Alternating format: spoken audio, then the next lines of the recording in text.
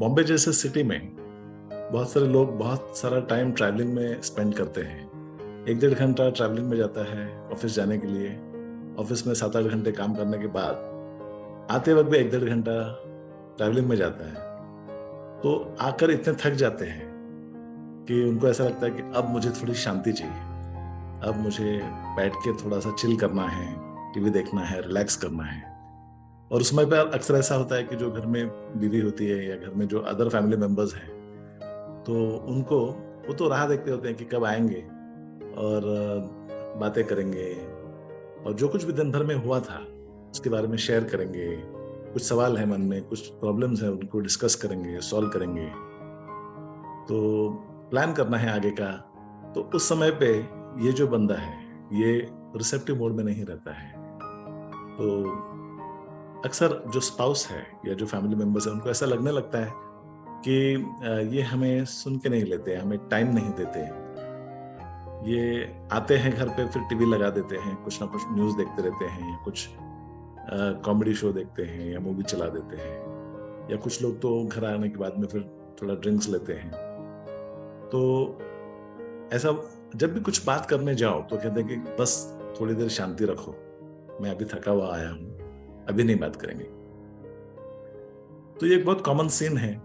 तो ये तो बम्बई जैसे शहर में तो ये प्रॉब्लम्स होती हैं, लेकिन बाकी जो शहर है जहाँ पे इतना बिजी लाइफ नहीं है वहां पर भी बहुत सारे जो स्पाउस है, स्पेशली द फीमेल स्पाउस जो है, तो उसको ये कंप्लेंट रहती है कि इनके लिए, मेरे लिए, इनको मेरे लिए वक्त ही नहीं। तो इसके अलग अलग रीजंस हैं। तो अक्सर क्या होता है कि शादी से पहले अगर समझो लव मैरिज है तो डेटिंग कर रहे हैं, तो उस समय पे आउट ऑफ द वे जाके वक्त निकालते हैं, फोन पर घंटों तक बात करते हैं, कुछ ना कुछ शेड्यूल अरेंज करके मिलते हैं। और बहुत ही बढ़िया फेज होता है लाइफ का।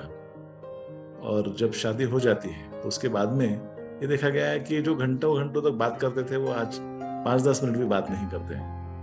और जो बार बार आउट ऑफ द वे जाके टाइम निकालते थे, तो शादी के बाद थोड़ा टेकन फॉर ग्रांटेड सा फीलिंग आ जाता है कि ठीक है अब तो हम लोग साथ में ही हैं, तो हम कभी भी टाइम बिता सकते हैं।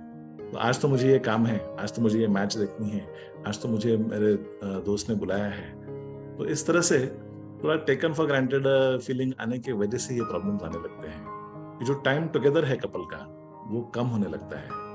और स्पेशली ठीक है क्वांटिटी टाइम टुगेदर नहीं मिलेगा, लेकिन जो भी टाइम मिलता है साथ में उसे भी अगर ध्यान से अच्छी तरीके से बिताएं, तो जिसको बोलते हैं हम क्वालिटी क्वालिटी टाइम अगर साथ में बिताएं तो भी रिश्तों के लिए बहुत ही अच्छा रहता है। तो क्वालिटी टाइम किसे कहते हैं कि जैसे फॉर एग्जांपल आप स्पेशली थोड़ा समय निकालें अपने पार्टनर के लिए, और उस समय पे आप ये ध्यान रखिए कि उस समय पे अगर कोई फोन भी आया, कोई मैसेज भी आया, तो मैं उसे अटेंड नहीं करूंगा। मुझे मेरा अनडिवाइडेड अटेंशन मेरे इस कॉन्वर्सेशन को देना है। तो क्वालिटी टाइम में क्वालिटी टाइम टुगेदर है, क्वालिटी एक्टिविटीज है और क्वालिटी कॉन्वर्सेशन है, मतलब संवाद। तो ऐसा थोड़ा थोड़ा थोड़ा थोड़ा समय भी अगर आप साथ में बिताते हैं लेकिन पूरी तरह से कनेक्ट करते हैं, इन्वॉल्व होते हैं, तो उसका सेटिस्फैक्शन भी बहुत होता है और ये रिश्तों के लिए बहुत इंपॉर्टेंट है।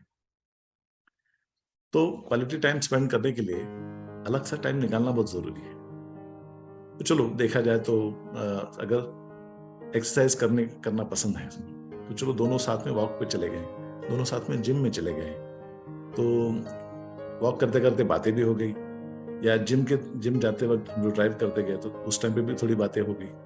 और जिम में भी जब आप एक्सरसाइज कर रहे हो तो जो आई कांटेक्ट होता है, जो बीच में एक दूसरे की तरफ देखना होता है, फिर बाद में वापस आते वक्त थोड़ा टाइम मिलता है। तो ऐसे कुछ कॉमन एक्टिविटीज है जो आपके लिए भी अच्छे है, जैसे एक्सरसाइज है, प्राणायाम है, मेडिटेशन है, या कोई कुछ नया सीखने जा रहे हो आप। फॉर एग्जाम्पल आपको पता है कि आपके स्पाउस को डांसिंग पसंद है, उसकी हमेशा इच्छा थी कि कभी ना कभी तो मैं कोई कोरियोग्राफी टीचर से डांस सीखूंगी।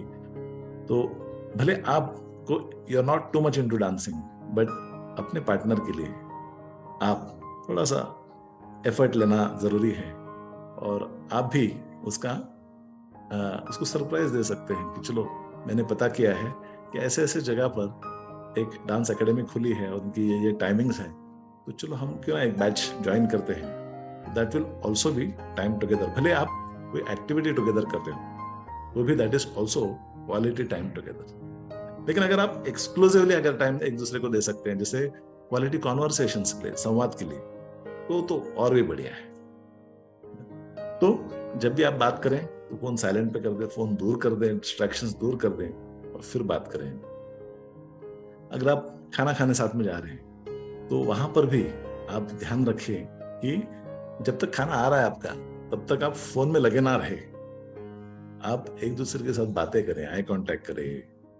और इसीलिए वो जो क्वालिटी टाइम है, उसको क्वालिटी किसे कहते हैं कि जो अनडिवाइडेड अटेंशन आपका वो इंटेंशन बनाइए और वो इंटेंशन जो है वो आपके पार्टनर तक जरूर पहुंचेगा और आपके रिश्तों को और सुधारेगा। अक्सर क्या होता है कि ऐसी सिचुएशंस आ जाती है कि जिसमें पति और पत्नी का संवाद बिगड़ जाता है।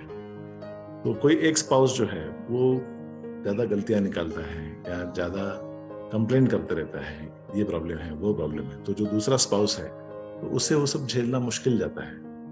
इसलिए वो कॉन्वर्सेशंस अवॉइड करने लगते हैं, टॉपिक चेंज कर देते हैं। तो वो जो जब ऐसी सिचुएशन आती है तो वो क्वालिटी टाइम पर अफेक्ट करता है और जो रिश्तों पर बुरा असर करता है। तो अगर ऐसा हो रहा है तो आपको आपके कम्युनिकेशन में प्रॉब्लम है। हो सकता है कि आपको जो चीजें सता रही है वो आप अपने पार्टनर को ठीक से नहीं बता पा रहे हैं या उन्हें समझेगा ऐसी भाषा में नहीं बता पा रहे। इसीलिए लव लैंग्वेजेस के बारे में जानना बहुत जरूरी है। तो एक पार्टनर की लव लैंग्वेज क्वालिटी टाइम हो सकती है, तो दूसरे पार्टनर की love language words of affirmation हो सकती है, जैसे प्रशंसा के शब्द हो सकते हैं। तो अगर आपके स्पाउस की लैंग्वेज प्रशंसा के शब्द है और आप उनको ज्यादा कंप्लेन कर रहे हैं, नेगेटिव फीडबैक दे रहे हैं, वो आपसे दूर जाएंगे। तो आपकी जो लव लैंग्वेज अगर क्वालिटी टाइम है तो उस पर असर पड़ेगा। तो इसलिए ये जो सीरीज है मैं आपके लिए जो जानकारी देने जा रहा हूँ कि अलग अलग लव लैंग्वेजेस कैसे हैं, अपनी लव लैंग्वेज कौन सी है, अपने स्पाउस की, फैमिली मेंबर्स की लव लैंग्वेज कौन सी है, ये जानना बहुत ही जरूरी है। तो आपकी लव लैंग्वेज क्या है, आपके पार्टनर की लव लैंग्वेज क्या है, ये आप मुझे जरूर कमेंट्स में लिख कर भेजिए।